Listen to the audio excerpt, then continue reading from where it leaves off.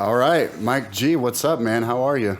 Doing well. How about yourself? How you feeling? Doing good, man. Doing good. Good. Yeah. So, Well, Ryan, your first time meeting Mr. Mike G. Mike G being the man to know in Indianapolis. right. If you're on Instagram at all, like you definitely have seen what he's got going on, I assume. And if not, like you're probably just not paying much attention because every single day, like Mike's posts are some of the first that I see because they're just always right there. We won't hold them to accountable. We got about another year before I feel like the whole city will know me. Fair enough. So, Mike, I would say that in terms of people doing things, you have a lot more going on than most people in terms of like entrepreneurs, artists in the community. Right. You've got your hand in a lot of things. So, if you don't mind, go ahead and break that down for us. Yeah, so I like to kind of break it down into like three main things that I do. The one thing that people really know me for, I would say, is Where's Mike G? That's my Instagram account and my social media presence where I share food, different things that's going on in the city, the Midwest, and then across the country, but primarily in Indianapolis. So highlighting restaurants, breweries, distilleries, and just things that are happening in the city. I also have a clothing brand in WDRFA, which stands for We Don't Run From Adversity.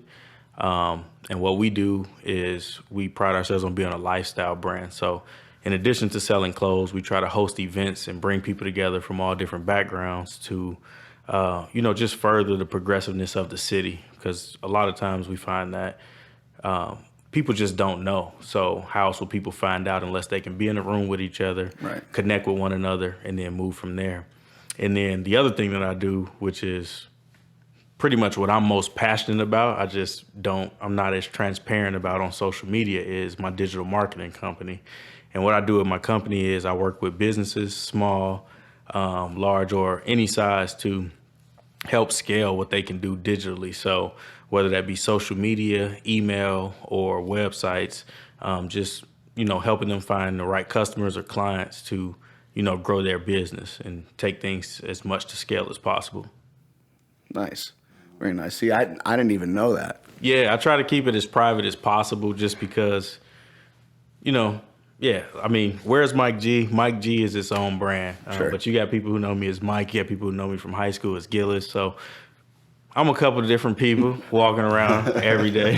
Of course, a man on the move, constantly making Right. things happen in a variety of different realms. That's pretty all right, man. And you went to school for business and marketing, right? Is that kind of where that kind of came out of? Yeah, for sure. I went to school. I'm from Northwest Indiana, but I went to IUPUI, graduated from the Kelley School of Business with a degree in marketing, supply chain management, and international studies. So with those three things, it just really opened me up to a lot. But really getting into like the food and into the city. I used to have a fixed gear bike that I used to ride on campus. And then I used to also go to different coffee shops to get work done and be isolated from like people I know. So those two things alone helped me like discover and then also see the city like from my own perspective. Because there's not a lot of people looking like me, in 2012 riding a fixed gear bike in Fountain Square, which is not. Right. So going through that process is how I kind of got into what I'm doing now. Right on. I'm a little surprised that the money makers, the passion. Usually it's not the money makers that's the passion. You know what I mean? Like Right. That's yeah. I was almost expecting you to say that the food was which by the way, I was scrolling through your Instagram, man. I saw it brought me back, man. There was chicken and waffles with peach butter, and I was just like, oh my God. Oh, Maxine. Yeah. One of my best friends is Noah Miles, and he's the sous chef over at Bluebeard. Oh, okay. And one day he hit me with that shit, and I was just like, what? I didn't even know he could cook. Like one day he came over and said he was going to make shrimp and grits, and I'm just like, okay, that sounds pretty awful. But That's how it was the first time I had it. killed it, dude. Right. Oh my Did God. he put the bacon in there for you? I don't know what the hell he did It to was it. just It was good. just, I just remember it was amazing, man. I asked my sister-in-law the other day, I was like, you remember those shrimp and grits? She was just like, did that. And everything on your page looks like that. So like, it's clear that not only you have a good taste for food, but you also have an eye for it too. You know what I mean? Like, Appreciate it. That's real cool. You know. I don't know if you paid attention to this or not, Ryan, but it's some of the most beautiful, picturesque chicken wings I've ever seen on Instagram. Well, you're generating like recipes and stuff too. Like you're doing it yourself on your own in your own kitchen sometimes, right? Yeah. Pre-quarantine, I won't say never, but I would say the only thing that I could make really good pre-quarantine was like spaghetti or different pastas. Sure. But once everything happened with, coronavirus and C-19, I was like, what will it hurt for me to go to the grocery store and at least try some things out? Yeah. And then when I start trying things out, I'm like, man, it's pretty good. I might not need to go to a restaurant again, but all those dishes in the sink, it lets you know, like, yeah, that's not for me. That will turn you off to that real quick. Yeah, I would look up recipes and then find ways to put my own twist on them. And then a lot of people, have tried them since. And then even me personally, since then, I've went in and like now I kind of have like a basis for how I like to start some recipes. So if I am cooking, I at least know what I need to do or how I should do it, which is cool. But I'm definitely ready for restaurants to be 100%. I like being served. Yeah, for sure. But that's perfect because, I mean, I don't know that we even really appropriately prepared you for what our podcast is all about. But Ryan, you want to... I kind of gave him a brief spiel before we went on, but we're just covering the creative process, and we're interested in entrepreneurs and people that basically built shit with by themselves, or even with help. People that make something out of nothing, man. Right. That's what we're into, and you got that digital marketing thing. You're a blogger and vlog. I've been pronouncing it vlogger because I read this shit online. I read it more than I hear. Yeah, right. No, man. Especially with our podcast title. Our podcast is what's our podcast? Oh man, Forging Flame vlog. So we're calling them vlogs when we do them. We just do it. We just like do vlogs. Vlogging. It's a totally different connotation in certain circles, though. Yeah. But I don't even want to know. I don't hang out in those circles anymore, so It's probably for the best. Yeah. But so one thing that really kind of struck me as you were talking, food, flavor, that's kind of the realm in which I play. Right. And not just with Tango, but of course at home. Like my favorite thing to do is repurpose leftovers. Like what's the fanciest shit I can make with like just what's in the bottom of my fridge. But you're not like classically trained. You're just making food. But from my perspective, you've got that marketing eye. You've got that stuff that's just in the back of your head always, right? Right. What you've kind of built your growing empire on, so to speak.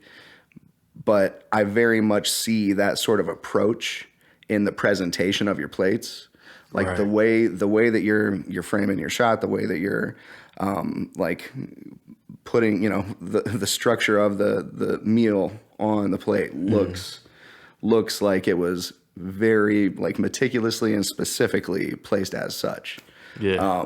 Which I mean that's kind of evidence to me it's everything is art when approached through an artist's eyes, I guess. So yeah, I mean with that.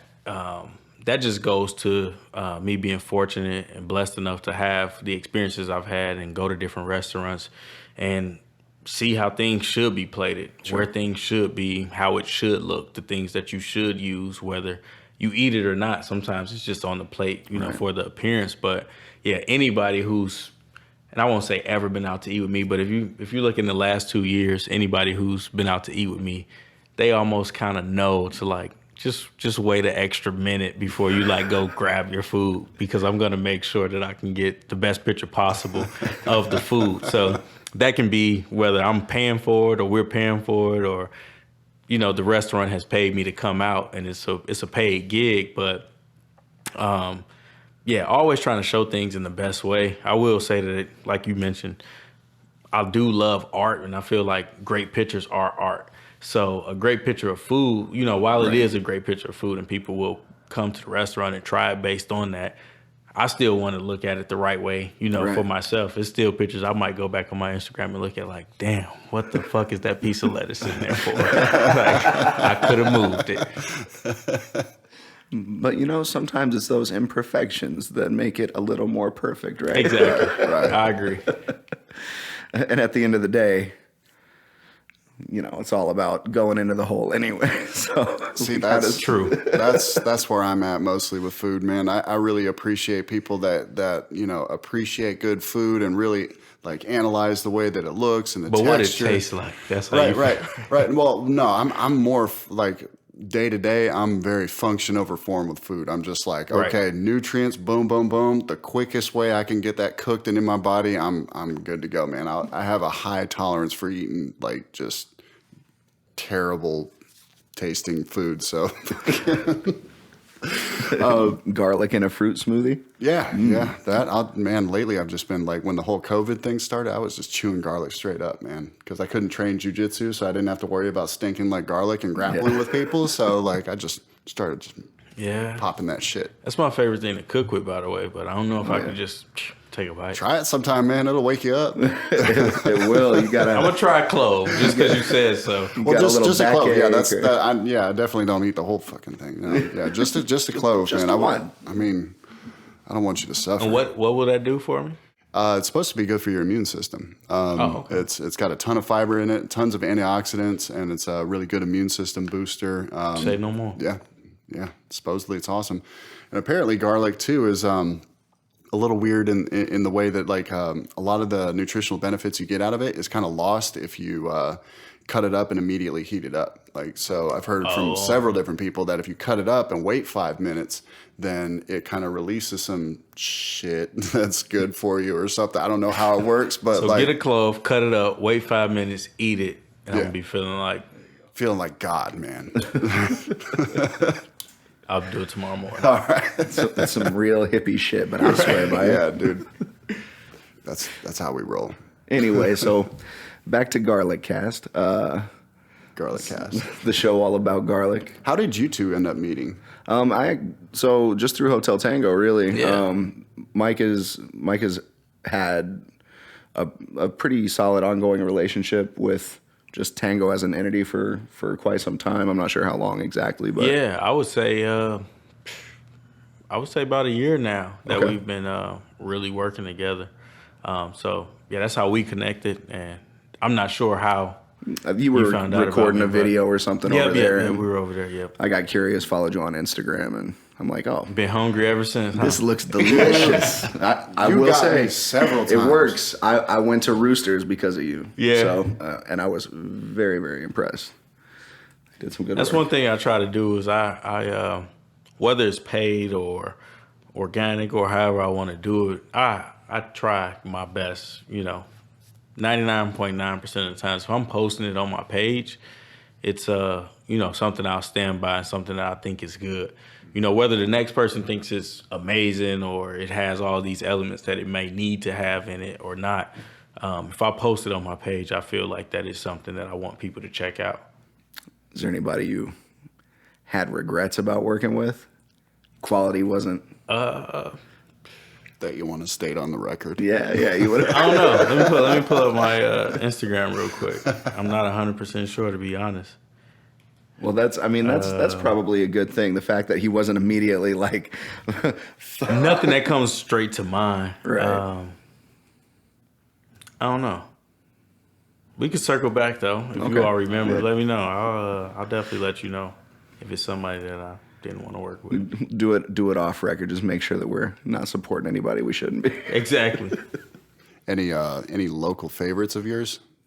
Like, well, of Local course you got favorites? some local favorites, like some places you'd Man. recommend to people stopping in town to really get some, good flavors. I always tell people it just depends on like what people are in the mood for, what side of town they're on, what they want to eat. But pre-quarantine again, my favorite thing was delivery. Pretty much everything on their menu has been good. I mean, probably my last 3 or 4 birthdays, I've been at livery. A couple family members, a couple loved ones, all at livery. So that's been my go-to spot. But I'll say Yeah, I don't know. I've been liking Chef Tia's a lot. Not sure if you all been over there. Call it like the near west side off Washington Street. Black owned business. She used to be a caterer in the city, and she decided to open up her own restaurant. And she pretty much has a couple menu items she'll change, but like the first thing I had when I went there was like crab fries, honey hot wings. She does like chicken and shrimp Alfredo. The menu is like super diverse. It's really good. Small little place on West Washington, but she does have dine in and dine out or carry out options. And actually working on collaboration with her right now. So. Nice. I'm taking notes here, not because I want to like ask questions later. It's because I need to make sure I'm not missing out on very vital information for places to go eat. Anything you can share about that collaboration, or? Yeah. So I'm not sure when this podcast will release, but I will say that next week, so I think that'll be June 24th through the Saturday, which is like 27th, 28th or something. We're doing a Cajun fried chicken and blackened shrimp Alfredo loaded fry. Damn. So it's like so many elements all in one. But then you can also get it, separate. Some people are pescatarian, some people are eat anything, or some people can't eat shellfish. So you can get just the fried chicken, Cajun fry. You can get the shrimp Cajun fry, or you can go all in and get both. So it's like real heavy duty Cajun poutine kind of. Yeah, that's a good way to look at it. That is. Because the Alfredo is basically like a cheese sauce, and you usually hear Alfredo on a pasta, but to have it on top of a fry, it's like a different element. So I was actually there today, and we were like finalizing the recipe, and it was amazing. Nice. That sounds fantastic. So you got to do some like taste tests and stuff. Hell yeah. It's awesome. That's like the every time people see me, and I feel like I'm getting fat, but every time people see me, they're like, I thought you'd be like 300 pounds. And I'm like, not quite, I'm on the way. But give it time. People never think that restaurants make to-go boxes. Right. It's like, Right. Yeah, but also, I mean, like I see you're drinking juice, you're doing cleanses, you're trying to take care of yourself too while you're eating all this beautiful, super rich, like luscious food. You're still trying to take care of your temple, and that's pretty cool. So yeah, for the most part, outside of working or going to restaurants, I try to eat clean. Sure. If I'm making it, it's probably not fried, or if I'm having something that's home cooked. I'm typically eating like broccoli and salmon and maybe some potatoes, maybe some rice, but I try to eat clean for the most part. But the weeks I feel the best is when I eat very bad, because that means I made a lot of money. So Right. Nice. if I can eat bad all week, I'm down for it. Yep. it's kind of a win-win. It's a win-win-lose is what that is. It's Yeah. like there's two wins there. It's like I need to go to the gym, but I probably won't. But it's a thought. later. Yeah. Go to the gym on the bad weeks where you don't get to eat near as much excellent food.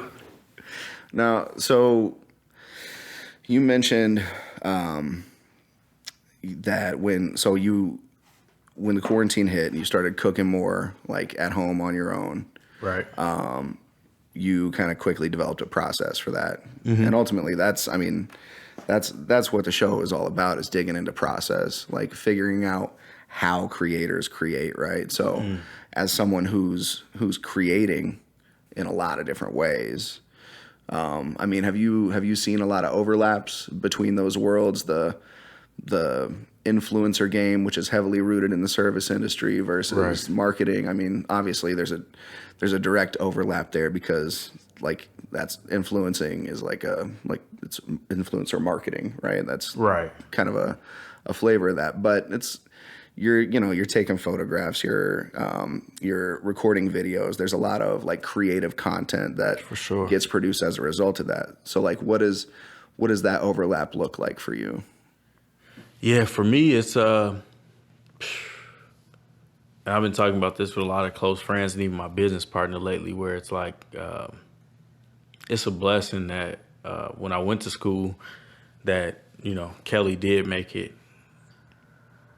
somewhat easy or easier to, have a dual major in supply chain management, because truly understanding logistics, understanding timelines, and, how to prioritize, it does help with everything that I have going on. Sure. Over the last couple of weeks, to be completely transparent, I've been feeling like completely overwhelmed, just because I got a lot going on. So within all of these three businesses and then trying to merge it into just my life, it's hard to do anything like personally for me, even though I know that everything else is what's going to feed me in the long run. So focusing so much on business, it does take tolls on other things, but the overlap is the beauty of it. So if I'm shooting a video or working with a restaurant, in that editing process or within doing the video or shooting different angles, it helps with my digital marketing company, because it makes me be like, well, maybe I can do this or I can do this different.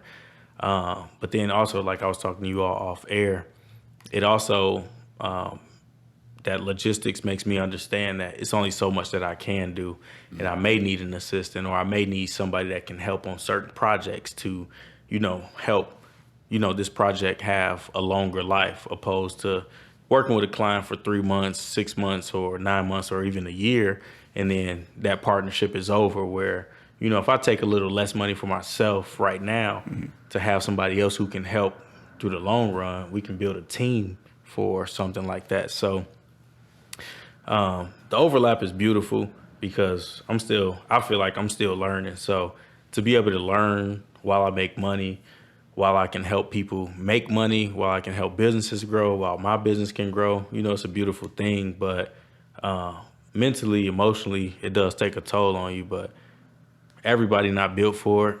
I feel like, I feel like I can take it. So it's great, but for me, I wouldn't say that it's for everybody. But the overlapping is good. I mean, on social media, you make it look pretty easy, but I can easily see how it would be a lot more actual effort expended in putting it all together. I mean, like how many photos do you got to take to get the right one? Like, I mean, even today, I probably took I'll show you all real quick, but I probably took 30 pictures of the fries, and then I would narrow it down to one that I would show everybody. But yeah, I mean, if we look at all of these pictures of fries, maybe not 30, but it's enough to where it's like, I got to decide. And then probably when I get in there, the worst part I will say about taking pictures of food is I'll take 30 pictures, and then it'll probably be one of the first 2 that I choose. And I'm like, food's all cold. I could have been eating this whole time. That's a good lesson for all of us to learn. Sometimes good is good enough, right? I have a hard time with that. I mean, you also make excellent things, music and such. I try, but perfectionism definitely gets to me. That would definitely be me taking 30, 45 pictures, and the food's ice cold by the time I get to it. Right. But that's cool, just hearing you say it, because, you've got such a prolific Instagram account, and it's not all just, bam, throw that up there. There's some effort, there's some forethought behind every single one of them, you're going for a specific thing, and that's cool. So yeah, for sure. I talk to a lot of people, and even younger family members, they well, you just post food and da-da-da-da, and it's I mean, you can look at it. That's one way to look at it, but I can post a picture and the restaurant can make $5,000. So how do I profit off of that? Or what can happen based on what I've been able to do up to this point to build my following and to direct people in the right way, which is like we talked about earlier, which is more the reason why if I'm posting, I'm not trying to just post it to get some money, because if I post it and you don't like it, my brand can take a hit as well as the restaurant. So it's like a double-edged sword, where I feel like a lot of times, with me or even with our brand in WDRFA, we're super careful in everything that we do, but I feel like the return on our investment will sustain the test of time, opposed to making a lot of money right now. Mm-hmm. It's beautiful. That is absolutely beautiful. Being balanced and measured in all things. I love it. It's great. Wow. How did that brand start? You're calling it a lifestyle brand. Like, Yeah. can you tell me more about what like a lifestyle brand means to you? Like, I'm not too familiar with the term. Yeah, for Define sure. those terms. Yeah. So, Define your terms, sir. I mean, so my business partner is actually my uncle as well within the brand, but he used to have a store on 49th and College called Cream 24. So as soon as I got to Indy, from Northwest Indiana, he opened up this store, which I was like at the store, kind of like store manager, working in there. So really learning the day-to-day of business, how to operate a business, working in the retail space, which was also, it wasn't my first job, but it was like my first retail experience. So to have like a lot of responsibility in the retail environment at like, I graduated high school at 17. So like at 17, 18 years old, to be around people who much older than me, and it was just a lot for me to take in, but I was ready for it and I could handle it. But from that business not truly working out, that's what kind of made me look at, the digital space and technology and how I could capitalize on what might be coming in the future, opposed to something like retail that is always going to be there, but things will change to where your business might not be the business. So that brick and mortar space wasn't right for the time, and I learned a lot from it while I was still in school. And from that point, what really happened was I graduated high school. I was working at Lids, had access to an embroidery machine, made a hat, said Kanye West for president 2020. And this was like 2015, right after he was, I don't know what award show, but he got on the award show and he was just like, Donald Trump running for president? I'm running for president. Fuck it. He said it on the award show. The next day I went to work and I was like, fuck it. I'm going to make a hat that say Kanye West for president.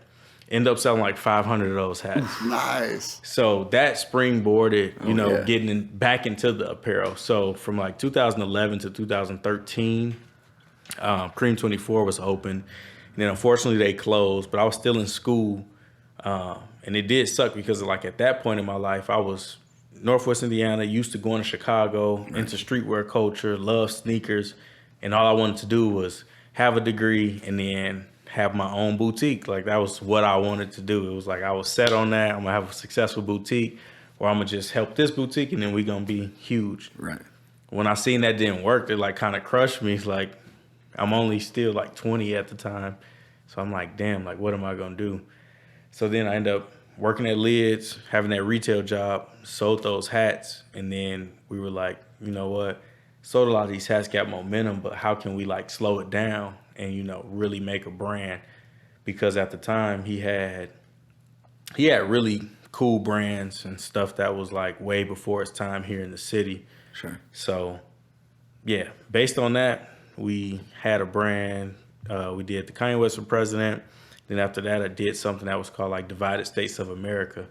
And then really like that was almost like a double entendre to like what's going on in the world like right now. Sure. Because I was like feeling some kind of way, just graduated college, couldn't really find a job, but I got 3 degrees technically and I can't find a job and it's pissing me off. So like what am I gonna do? So it's Divided States of America. And then the response was, almost like, F America. And I'm like, that wasn't really the point. Right. Even though I felt like that in the undertones, it was Sure. still like, how can we find a way to like all come together? Like that was really what divided me. It's like, I got friends from all different backgrounds. I want people to all come together. How can we make that happen? And it wasn't going to be through that. And then we changed the name to Don't Stop Overachieving. And then after that, we were like, well, we still haven't officially like LLC the business and made a name. So then my business partner hit me up one night and he was like, I think WDRFA is it. And I'm like, what's that mean? And he was like, we don't run from adversity. And I was like, I just like the sound of that. I like how the acronym looks with the letters. And we've been through a lot of adversity in our life. So it made a lot of sense. And then from that point on, we just wanted to make a, concerted effort to make sure that we always produce super quality garments or anything that we do. So with that being a lifestyle brand, back to your question, whether that be an event, whether that be connecting people, whether that be anything, overall, we truly feel like we're a marketing firm. So every day we walk and we live, like that's our lifestyle that we're like not trying to push on the people, but that's what we're selling. So our marketing brand is the lifestyle that we're selling, whether that be clothes or connections or anything. We just want people to know that, in the back of their mind that, WDRFA connected us, or WDRFA means this to me. Yeah, it's complex. We could talk about that on its own show, let alone just right now. I really do enjoy the overall, like the way that I interpret like the WDRFA message. But like it's more than just that. It's like it's even just the aesthetic of the brand, because it's all super clean. It's Right. all very like bold, right? But like understated. So it kind of, for me, it evokes a lot of like trying to choose my words here. Just a lot of like fortitude, like backing up your shit. Like it's just like, here it is, take it or leave it. But like, I'm going this way, And that's our attitude too. And I mean, honestly, it's like, that's why we move slow on the things that we do. That's why we try to cross every T, dot our I's. But that also could be why we aren't, exactly where we want to be or think we should be, because we aren't in people's face begging them or telling them this is what they need. We're basically just standing on the principles to say, we're doing quality shit, and if you want it, you can find it over here. And if you don't, you might want it later. Like, we're not crossing nobody out, but we're also not like begging for people. But it's super untraditional. If it's anybody that want to be an entrepreneur or they want to sell clothes or do anything, like, it's not a way to get rich either. But when we do anything, and I thank God for the principles that we have, is just the fact that we want to make sure that everything we're doing is quality, and quality of such that it's going to last as long as we want it to last, Right. opposed to cashing out real quick. Like, I mean, we could sell 1,000 WDRFA shirts, in a weekend if we really wanted to. If we charge $10, and the margins could be crazy, but to us, that's not what it's about. We still want to make sure that people can get things that we would like or we would purchase. So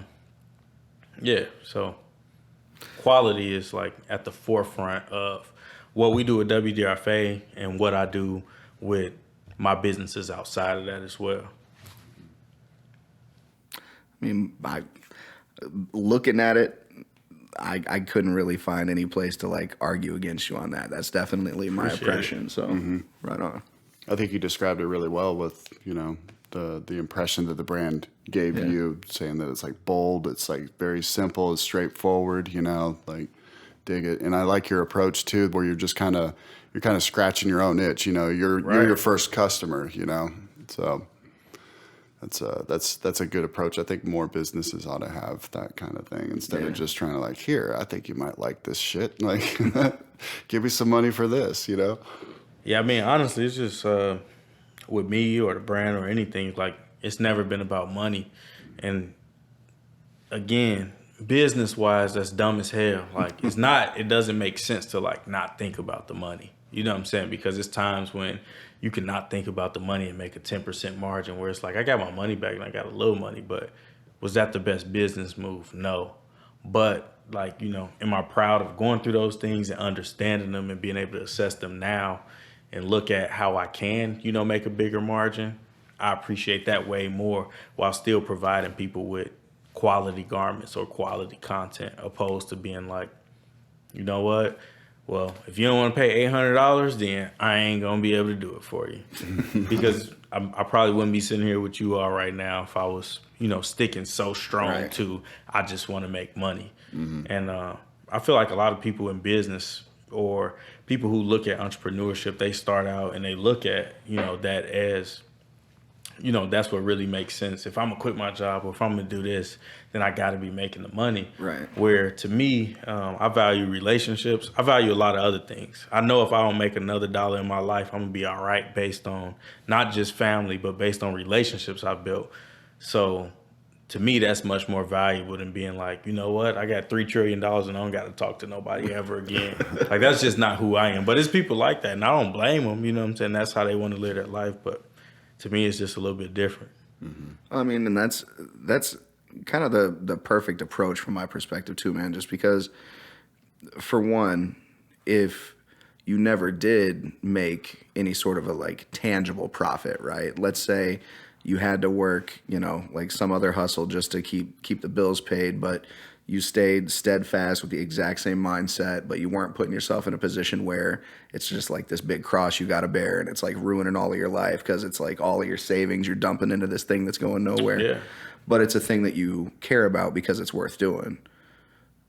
If you never made any money from that, chances are you're still going to feel like it was worth doing, and you got an education, and maybe you made a few dollars, maybe you could have made a few more, but you can also always just like decide to carry those lessons into the next project, or like just like stop, refocus, and relaunch with all the lessons that you had learned. I mean, there's like not really much of an end to the bounty, I guess, that you could get non-monetarily when you've got that sort of mindset, when you're not putting an unnecessary or an unreasonable expectation on the end result. Right. You're just doing it to satisfy that thing that's driving you.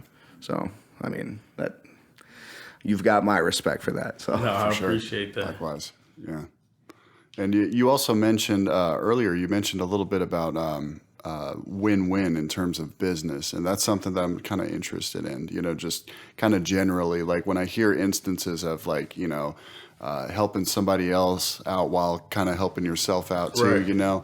like what are ways that you would, you would, I don't know, recommend people looking at that, or like kind of help people framing in that way of mind? Because a lot of people, when they think about getting into business, they're just thinking about, okay, I need to make money, what's paying the bills, that type of thing. But like, you're out there like, how can I help somebody out doing something that I believe in? What are ways that you kind of employ that?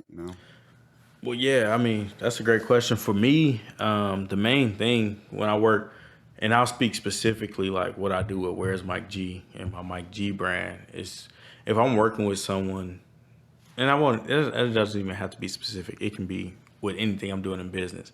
If I'm working with someone, I want them to be able to understand and feel the value, that I bring, and not just, pay me for whatever. So when you go to work every day, if you're salaried or if you're an employee, hourly, however it goes, you're paid based on what you can deliver. Like, this is what you can do.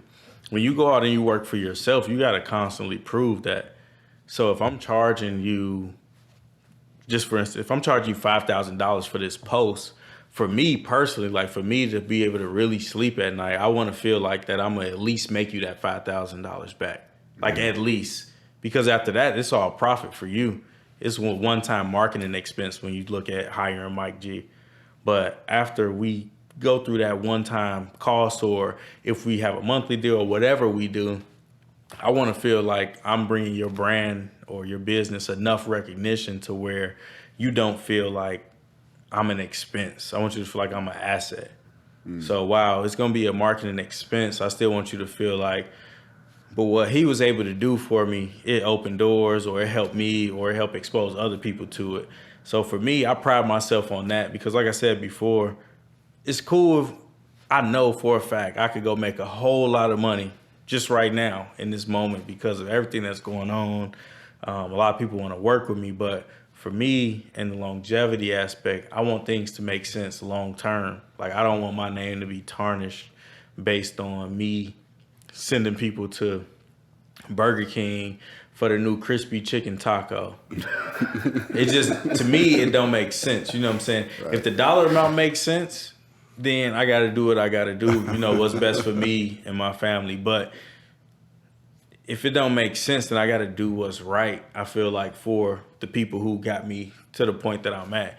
So for me, I just always feel socially responsible, or, responsible business-wise to, make sure people get what they invest. Mm-hmm.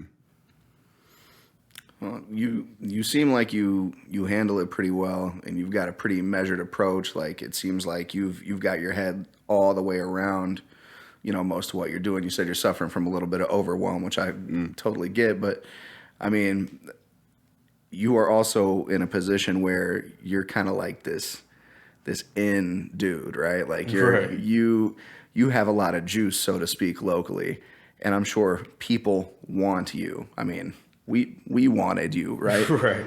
Has that fucked you up at all? Like in your head, like how are you managing that? Like on a human level, how does that feel? Like, I mean, to me, I've been through so much in my life already that like every day is surreal for me. So every day I get up and go, I don't even really like think about it. yeah, But there have been times recently, like where, I've been at a restaurant or I've been at an event or been places and people like, that's Mike G. yeah, And to me, it's like surreal in those moments. I don't feel like I've been at that point yet. sure, But I feel like when that point gets here, it'll be something else to process. But like I said, life never been easy for me, so I never take life for granted. sure, Like I don't like my granddad just passed in December, but he would always say like, you know, death is a debt we all gotta pay. He like, I could be doing all the right things, I could be at work and I could slip on a banana peel, bust my head and die. You know what I'm saying? And even though you don't want to think about it, shit like that can happen. So I look at life like that every day. Like I don't like dwell on the fact that I can die today or the next minute, but it's a thought based on just like life experiences. So I always feel like my time can be over. So that's honestly what keeps me going. Outside of that, I keep busy. Yeah. Like that's my cure to life at this point. sure. Just ride it. Just keep Just surfing. Keep going. Yeah, I mean, what else can go wrong when you ain't here no more? Right. Fair. Fuck it. Good point. Good Thinking point. like that does help keep things in perspective. I mean, it might seem dark on the outside, but like, you know, in 2017, I lost 3 people that were close to me, back to back, Sorry you know, to and hear that, you know, but yeah, likewise, sorry about your granddad. But I mean, it's one of those things where like this thing happens and it puts everything else that you've been doing in perspective, because here we are every day, like worried about shit. Any of it can change at any time. But when somebody passes, you cannot change that. Like you can't take the clock back. You can't undo that shit. No control alt delete, man. That shit that's done. You're in the new world now. You're in the world minus that person, and then you got to cope with that, you know. So looking at life like that, like, man, I can go at any moment, you know. Like all of this, anybody close to me can go at any moment, you know. Just being a very appreciative and, you know, having gratitude for, you know, your current situation. Yeah, like I think that's a good way to look at things, you know. Appreciate it. Yeah, I mean, like you said, from the outside looking in, it's dark. If I had that conversation with somebody who might not understand or they don't get it, you know what I'm saying? I don't expect them to, because you don't want people to experience those things. But at the end of the day, it's like you got to embrace mortality. Like, Yeah. It'll eventually claim us all. So, yeah. Well, this just took a dark turn. Yeah. I know, yeah, let's upbeat again. Where's the sun at? What do you do to relax, man, when you feel overwhelmed like this? Like you said, you're feeling a little bit of burnout, you know? Is there Yeah. anything you do to just chill out, to like turn that shit off? Like I have trouble with that too, man. I can't. Yeah, me too. I wish. I kind of like it. It does keep my mind going enough to where I don't think about, like we just talked about, like the dark times or anything else. But yeah, pre-quarantine, life was a little bit better because I could find myself in Indy, and then I could find myself in a city I could drive 2 hours to, or another small city in Indiana. So just being able to travel a little bit, even though I'm still technically working, where I can still work with my clients and do stuff on the computer, it's always good just to get away, see new things for me, because I don't know, new life experiences just put everything into perspective to let you know that, you know, how you living could be different or might not be the best way. It's just so many different things that if you don't go and see it for yourself, then you just aren't exposed to it, and then you just keep living within your own bubble. So for me, the more I can see, the more I'm exposed to is pretty much what makes me happy outside of spending time with family and my loved ones. Yeah, that makes sense. What sort of reach are you are you currently dealing with in terms of your client base? Just in terms of travel, I'm pretty sure I've seen some stuff that you posted like from Chicago, or at least in the area. So Midwest, I'll say Indiana as a whole, I've been able to really tap into the whole state of Indiana outside of a couple mid-major small cities in the state. Ohio, Illinois, flew out to Philly, worked with some restaurants in New York. So I've been able to do a little bit. And this year I was supposed to be going to Michigan, Minnesota, Arizona, California. This year was really going to be like, I felt like the part that was going to take me to another level. Yeah. But beauty in disguise, I was able to, use that time to kind of formulate my own recipes, like you said, grow my following that way where people can do things, within their homes. I was able to tap in with more local restaurants. So I try not to dwell on anything. I was supposed to do a lot this year, but I'm still doing a lot. It's just not in the space that I wanted to be doing. Sure. That's kind of the universal. That's the one thing that's like binding just about everyone, regardless. Yeah, like we all going through some shit. Yeah. How can we make it better? Right. Yep. Right. Yeah. So thanks, quarantine. I don't know. I mean, I guess not. I probably shouldn't say that. But kind of.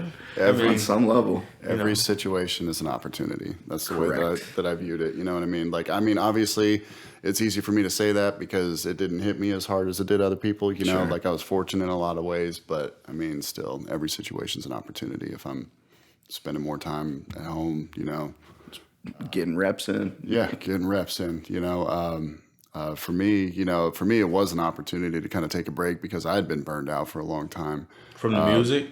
From or traveling, music, just life? Just life. Music, I was also studying to be a developer, just kind of going down that road and not really knowing what I wanted to do. I was in a similar situation to you. I got a master's degree in media arts and science, and then I got the degree and I got this debt, and then I'm trying to get a job. Like, that's what I thought was going to happen, it just didn't pan out like that. So, eventually you just kind of have to change it up and, try different things and everything. But, do another one?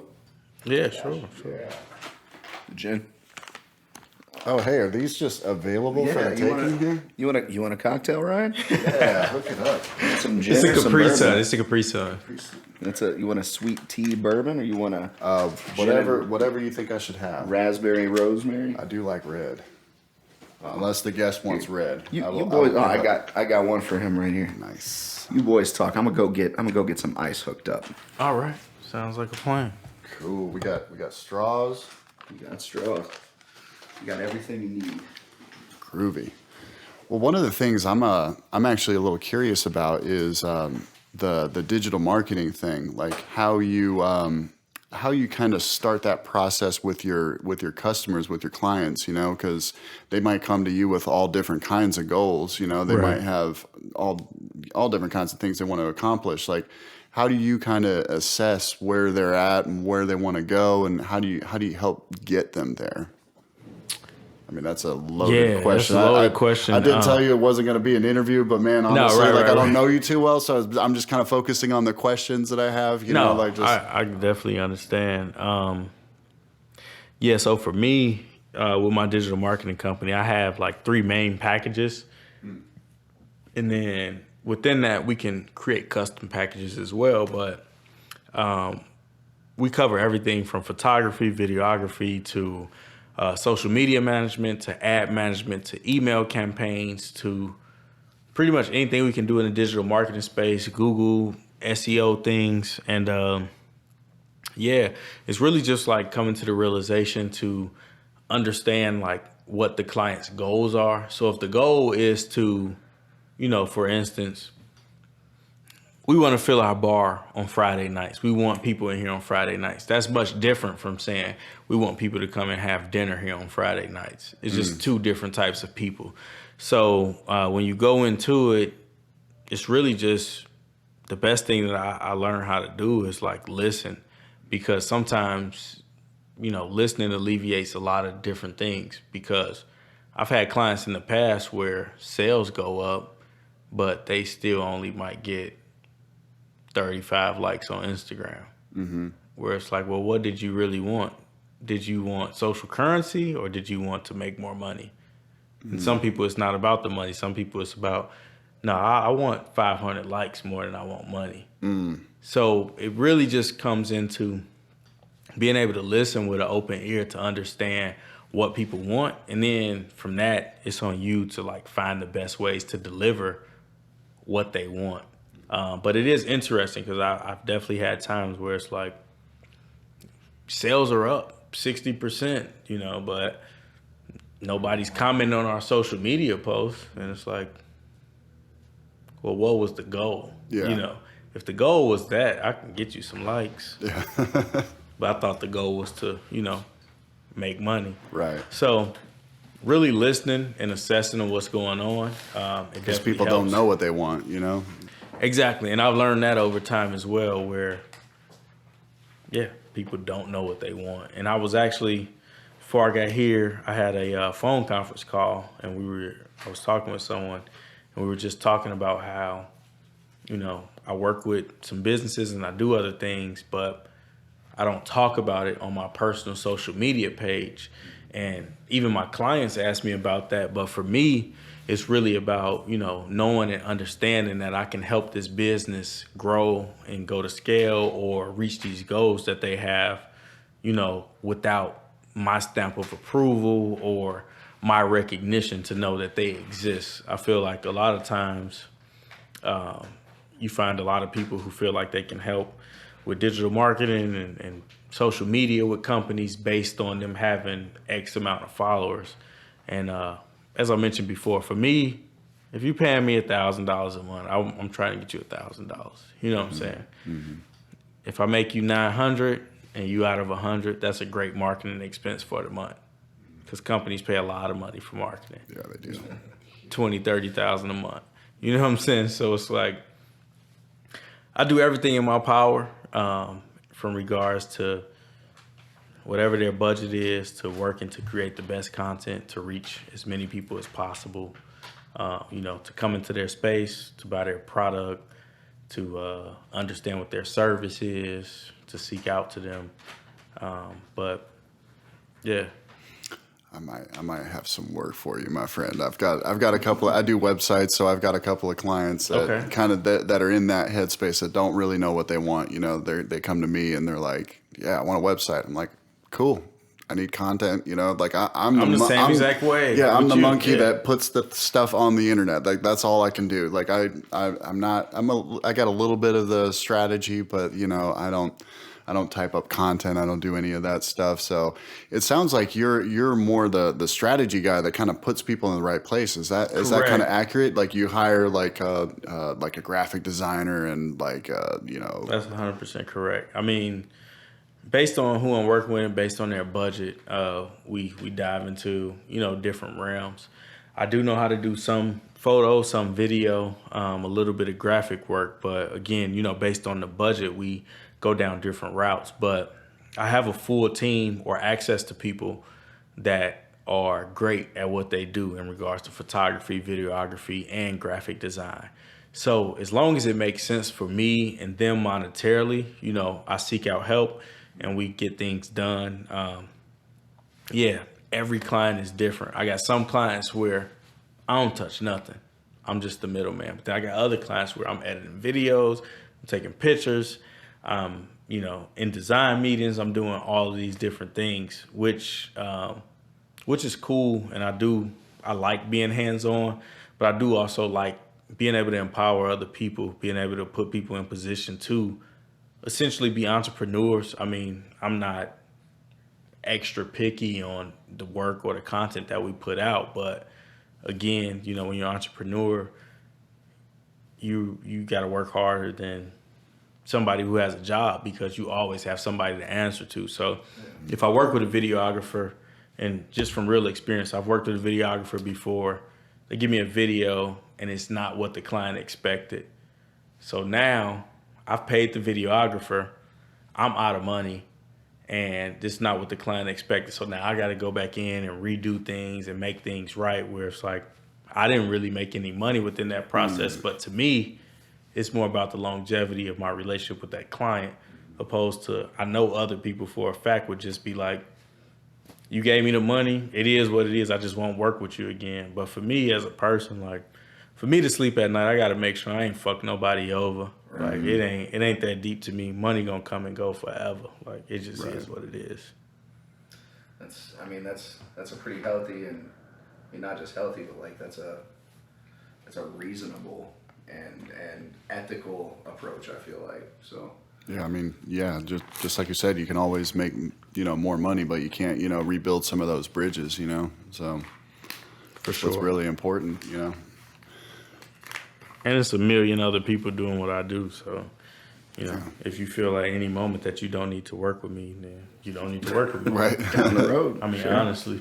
But it's, dude, I understand enough about digital marketing to know how valuable somebody in your position really is to help companies like this, get their brand going, to, get some forward momentum, because there's a lot of people out there that are just like, man, I'm a really good electrician. I don't know shit about any of this other stuff, but Right. I'm a really good electrician, and man, I want to make some money, or like they need somebody like you to sit down and understand exactly what their goals are, and then to build a brand based on that. And man, I feel like there's so many businesses out there that don't understand that value, the value of being an established brand in a digital space, and they need people like you, So I think it's cool that you do what you do, It's the hard part for me as well, in this moment where everything is clicking at one time, you know what I'm saying? So my digital marketing company, I'm being referred to other businesses by the businesses I work with. But then Mike G as a brand is being referred or being sought out by other businesses. But then my clothing brand is like doing numbers that we've never done before. So to be doing all this at one time is why I feel like I'm overwhelmed. It's stuff I know I can handle. I'm not overwhelmed to the point where it's like I just want to crawl in the box. But within doing all of that, it does make it just interesting to know, what to do next, how to handle those things, and then, just how to move forward from everything going right at the right time. Yeah. So it's a lot to take in. I don't envy you for your for the amount of work that you have to deal with on your day to day, or just the simple amount of things that you have to consider. Right. But I do envy the lifestyle of Where's Mike G. An awful lot. Yeah. Oh yeah. I mean just all of it in general. And I mean you're doing impressive things, and for me, and granted, like, you and I have not had like much of an opportunity to like sit down and get to know one another before this moment right here. So I do very, very much appreciate you taking the time out of your crazy ass life to sit down with us and provide insight. Because ultimately, if we can share some information about what someone else who's out there like getting after it and creating, and not just creating art, paintings and songs and movies and whatever, but creating like an online persona that's also tied in with like a larger marketing entity, and like just everything else that you got going on. I feel like there's a lot of information that we've probably covered here that could very much help somebody else out down the line. So I mean that's real cool of you, but like I want to be respectful of your time. We usually try not to put any sort of like time constraints on these conversations. But I appreciate it. I blocked out my time for this evening, so very good, nice, man. Yeah, but, I mean we can start wrapping it up there, but just start heading. I did want to ask. You got another start question? like I got one we can too. Start tapering downward a little bit, but no, I just wanted to figure out like. So I know that you've got a lot of irons in the fire, and I'm sure you've got a lot of future goals that are related to the things that you've got going right now. Right. But what's a big next step look like for you? Because like I'm sure you will probably keep some level of internet presence going, especially as those checks keep getting substantially larger and larger. Right. And you're maybe flying to other countries to do some of these shoots, and who knows what the future may hold there. But in your ideal world, when you are taking a step back from some of the things you're doing right now, what are you taking a big step towards? Damn. So I'm taking a step back from what I'm doing now. I would drop this mic, but I just bought it. Straight up. Yeah, I mean, I think it's the same approach to what we just spoke about in regards to just really understanding that life is what it is and the shit gonna be over one day. So for me, it's just more about,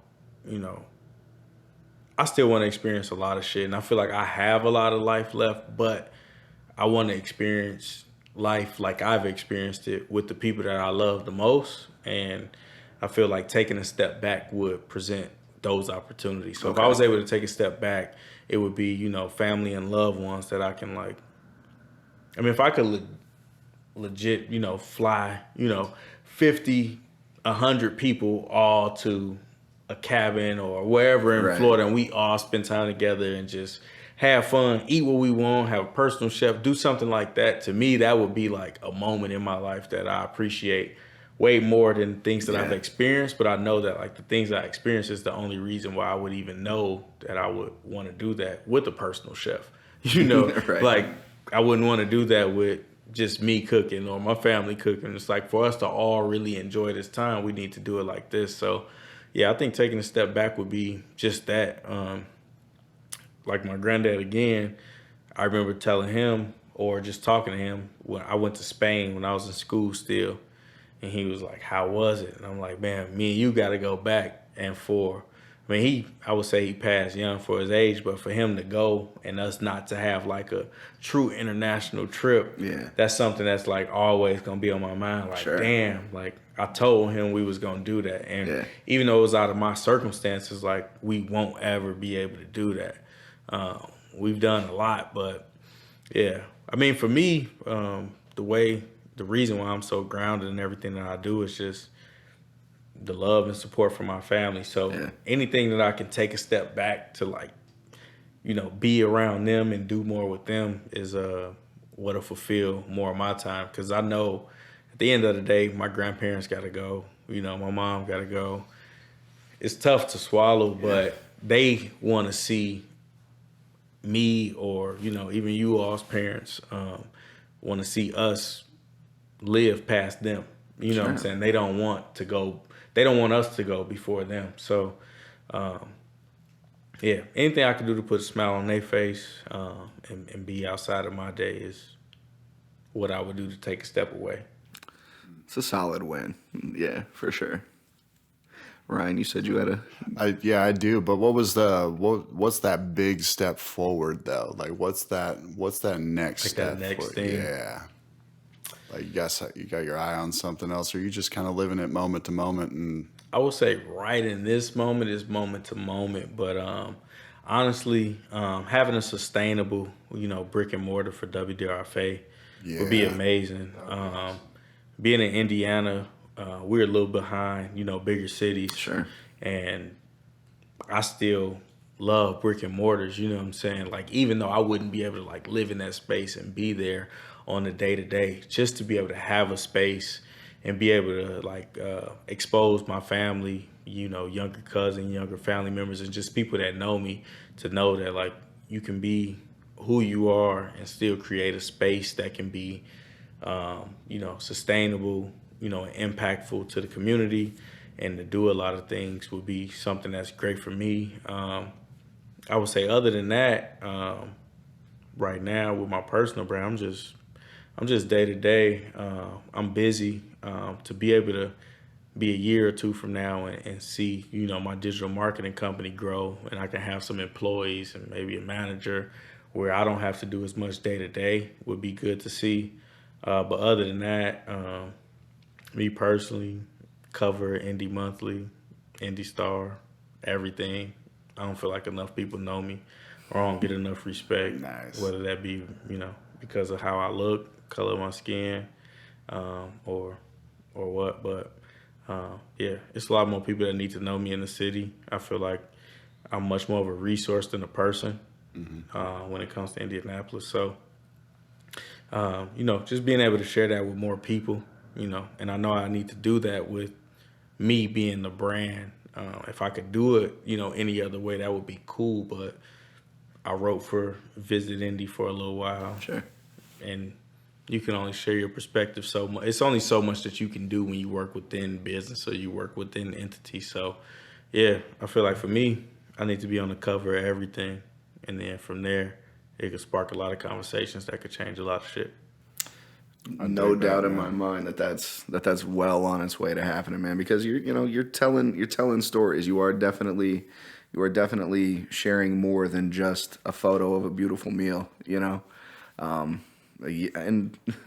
and even going so far as to actively engage in like community outreach and benefit with like the Dear Summer thing. I don't even know if we talked about that on the recording.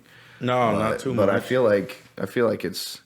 I mean, by the time this airs, which is going to be either right at the beginning of July or right at the tail end of June, so we'll be just past the end. But let's just assume 1,000 Dear Summers got sold. What is Dear Summer? What is the purpose for it? Yeah, so me working with Commissary, it started as a business relationship, honestly. And then it grew into something much more, just based on, me being super cool with one of the owners in Brandon, who's also a barber there. But, it started as a business relationship, and then we continuously grew. WDRFA was able to have a fall event there. Pineapple Ube is something that I really grew to love there. And from that point, it's just always been for me personally, I've always been like, I need to have a menu item on every place that I really love. Because I feel like I done made that place enough business. That's how I just feel personally. But he approached me and was like, I really want to do something, with everything that's going on in the world. And just let me know if you're comfortable with it, how we can make it happen. So we had conversation back and forth, and we decided to come up with, a latte, that I would be in collaboration with their head, baristas there, or baristas. I don't even know how to say it. It doesn't matter. Right. So initially, like I was telling you off air, we were trying to think of a way to make like a red velvet latte. And if people know, red velvet is essentially chocolate cake with a little less chocolate, food coloring to make it red, and it's red velvet. Boom. So with the drink, they don't like to use artificial anything. They use fresh things. So they made, beet as the base, but they also use like white chocolate and coconut that would help like the flavor. But the white chocolate was supposed to be kind of like the cake. When you put the beet juice in there, it just kept turning pink, And it was like, what the fuck? We can't get it right. Keeps turning pink. And I'm like, we can't call a pink drink red velvet. Like in my mind, that's what I keep thinking. So one night I'm just up. And then one of my best friends, he's a, up and coming artist. And he had just sent me a song named Dear Summer. And he was kind of just talking about the summer and how he felt about it, what was about to happen. Right. And that night I'm listening to all kind of music, because usually like I get a lot of inspiration or Instagram quotes or anything, it's music. Like music is what like keeps me going day to day. Like I would, not to be disrespectful, but like music is my Bible, like on a day-to-day basis, like how I truly feel. It's like I could put on some music and I'm gonna be all right. Just how a Christian can read their Bible and they're gonna be all right. So from that point, I'm listening to music, I'm trying to find lyrics, I'm like, nothing is clicking.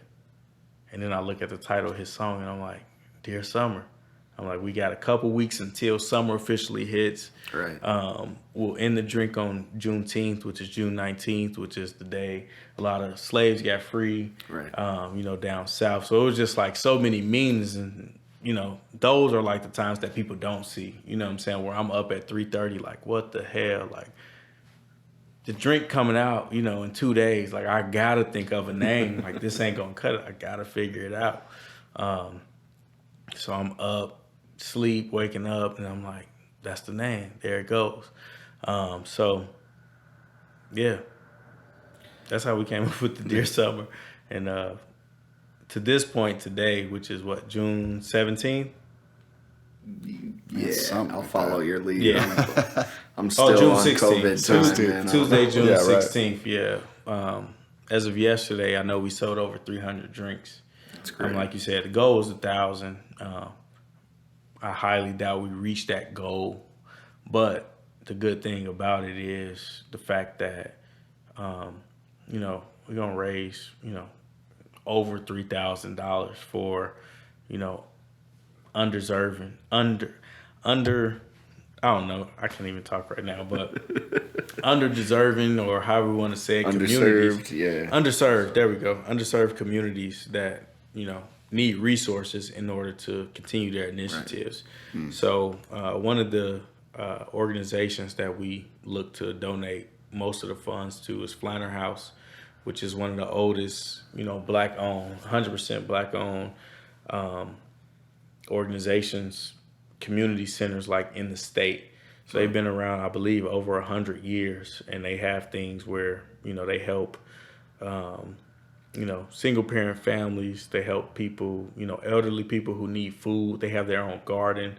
They have a bodega where they have a grocery store, and they have a coffee shop on the other side. And it's just on, again, I think they call that the near west side, but on Martin Luther King Drive or Street, but not too far from downtown. And what they do is amazing. And so that's like the Dear Summer. And then overall with the initiative, it's just a cool time because, before I felt like I was still overwhelmed, didn't have much that I could do in regards to volunteering time. But then also, I won't say not underpaid, but just not having enough resources to really, support a company. Even though, organization like that, if I was giving them $20 a month, that would be something. Right. I just always felt like it wasn't enough after I had met them and knew about the initiative. So, to work within this time where people are supporting Black businesses, people are supporting small businesses, it's just a cool initiative to be able to walk in there and say, you know what, based on my life and my schedule, I can't volunteer time, but based on my influence, I can provide you with this $3,000 check. So it's beautiful. To me, it's going to work out in the end, even though in the beginning I was kind of weary of, how do we make this right, or how can we make this make sense? But it's a cool initiative, and it's not stopping there. I'm in partnership with, 3 more restaurants right now, to keep it going. So even though I can't reach that 1,000 drinks, I'll probably still reach over $6,000, which was the goal with that. It's beautiful. It's amazing, man. Appreciate it. It's cool to see someone, and I mean, even if a person is not as like busy and surrounded by responsibilities as say somebody like you is, it's always really cool to see somebody taking what they have and doing something with it that, you might not have ever even considered before. And like being able to use your influence and the tools that you've built and the relationships that you've built to like kind of like just guide that like energetic like ball of momentum towards like helping others is it's just a beautiful thing. I don't know what else to say about it. It's fantastic. It's awesome, man. Thank you.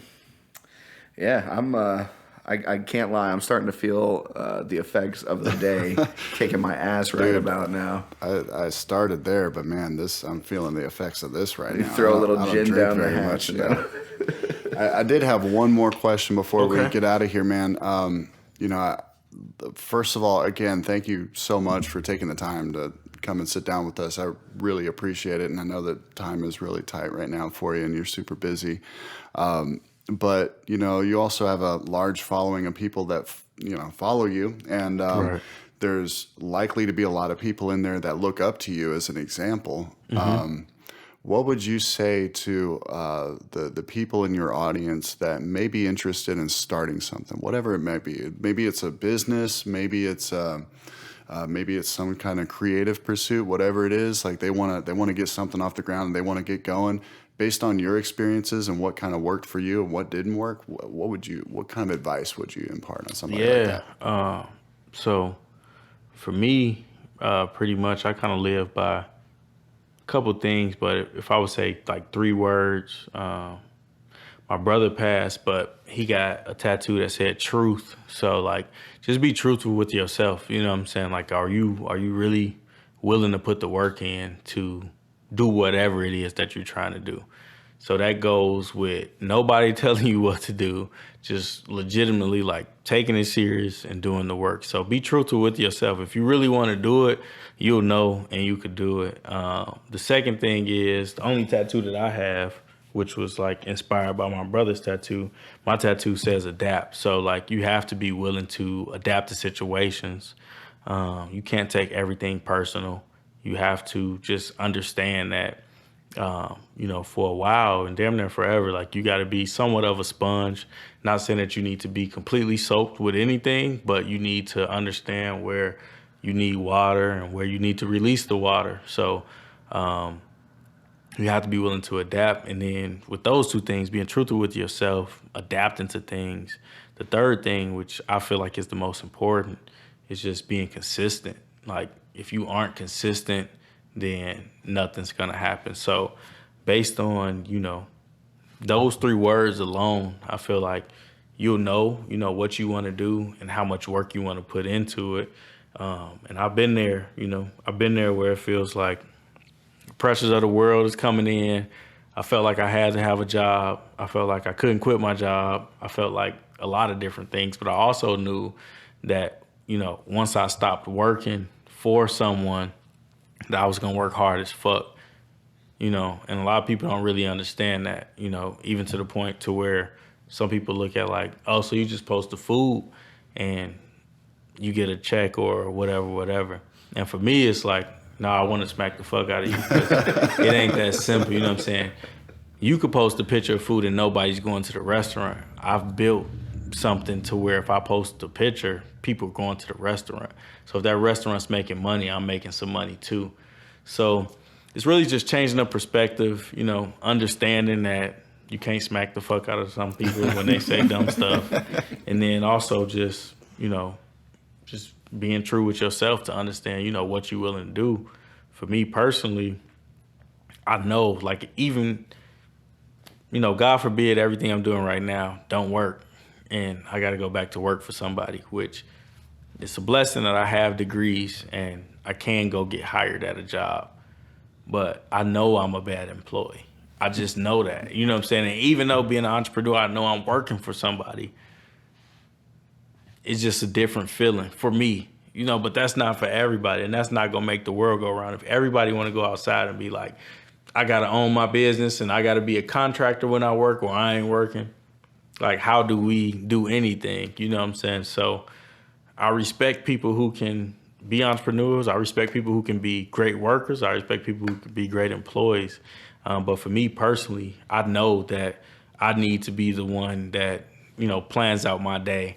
I know I need to be the one that, delivers on the things I say I'm going to deliver on. But then I also understand that I have to, be scrutinized on a much higher level than any employee at any job because I have to prove myself every single day that I go to work.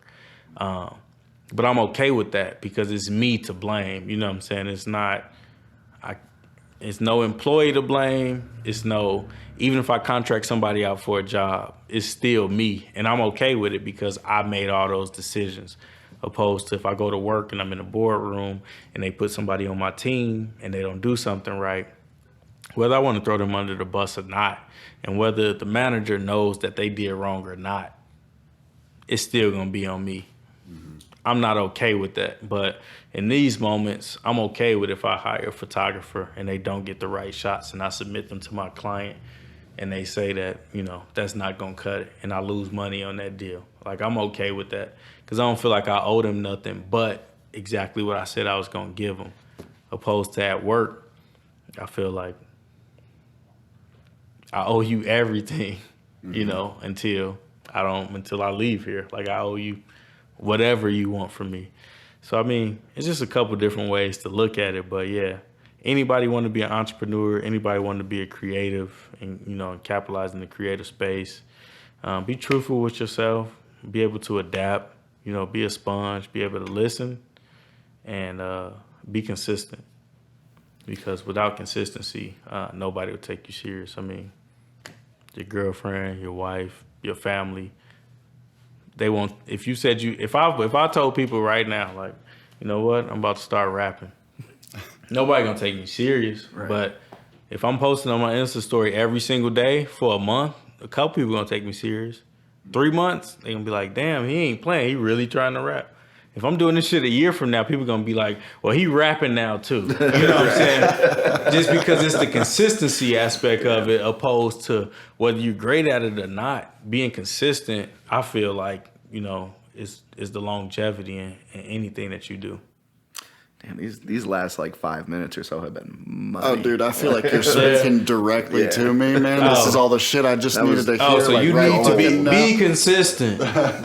Tell you that. That's the universal shit though. That's the thing that everybody's got to deal with, and that's like if we distill down this entire like discussion that we've been having, like that right there, all of that is just like that's the meat of it. For sure. That's definitely the first thing that I noticed when I first scrolled through your Instagram, man, is that everything on there was very consistent. So, yeah, I mean, there's all kinds of ways that any one of us as creatives or as entrepreneurs can be more consistent, and that was a great way to put it, that, like if you're just doing something and you keep doing it and you keep doing it and you keep sharing it, it's just like, dude, that's just what you are now, That's. I mean, when I first started posting pictures of food, like I'm from where it's 50% black, 50% Hispanic. I went to high school in a different place, which was beneficial for me. But at the end of the day, the thing that really drove me for food or to keep posting food was just the fact that like people from where I'm really from were like, damn, you eating good and you seeing this and you seeing that. And it's like, well, if you think this is cool, like, let me show you something else. Let me show you something else. Because I want you to be able to come too.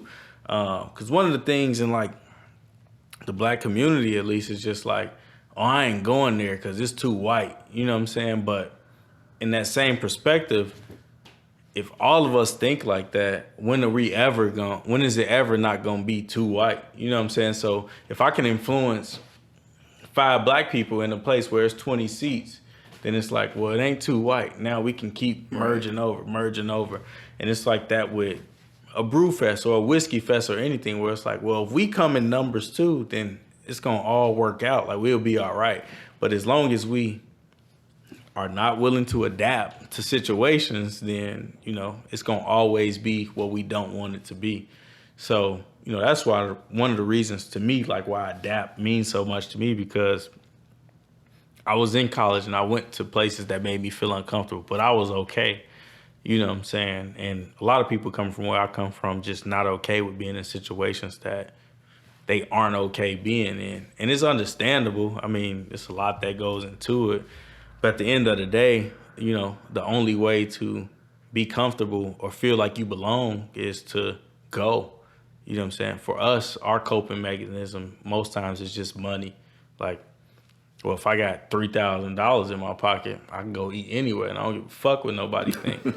But for me, it's like, well, I invest all my money back into my business. So I ain't never just going to have a lot of money in my pocket, because it's always invested into trying to make some more. So, but with what I do have, I still want to experience those things. And whether those deals work out or not, I still want to be able to be in these environments where at least I feel okay. So, yeah, I mean, everything that I do is to expose my community, my family, my loved ones, and everybody. Just, that is more to life. You know what I'm saying? That's it. That's what it's all about, right? For sure. Hell yeah. Wow. I feel like a lot of people call you a lot of things, like you said, kind of at the top of this. But moving forward, I feel like because of the because of the increased level of respect that I have for you, I can only refer to you as Mr. Gillis. Because I feel like in this moment you're the teacher and I am very much the student. So no, man. I don't know. See, I respect you enough to know I don't know shit about making anything with alcohol in it. I'm not a distiller or master distiller. So again, yeah, that's why I can adapt to a situation. I don't mind listening. Sure. So, but no, I definitely appreciate the respect and definitely appreciate you all having this conversation with me, helping me get some stuff off my chest, gaining some insight about how I think. So, man, anytime you want to pop in and just let it fly, man. That's what we're here for. Yeah, we live right here in this room, so Right we'll here, be we'll here waiting. we'll be here. To drop in whenever you want, man. cool. Sound like a plan. Oh man. Well, Ryan, you got anything else for our friend Mike G? No, man. So for our audience that doesn't currently follow you, how can people get in touch with you, man? Like all three of them, man. Like all your Instagram, your marketing business, and your clothing line. Like how can we stay in touch with you?